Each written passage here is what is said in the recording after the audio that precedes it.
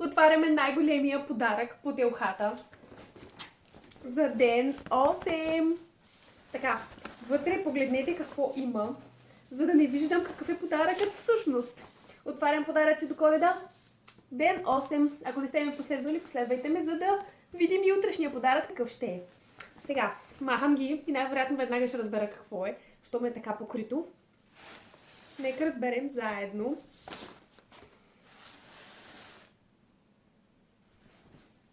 Това са обувки! Добре, малко съм притеснена. Да! Това са едни кубинки, бутуши, които всъщност съм пробвала. Пробвахме в магазина, защото обувки на сляпо, поне аз не съм за да се купуват. Всеки крак е специфичен и тези обувки ги пробвах и много ги харесах. Сега ще ви покажа как стоят. Пробваме ги заедно, въпреки че аз знам, че са супер удобни и просто ми заспаха на крака. Топ! О, много съм щастлива, имах нужда от обувки, определено.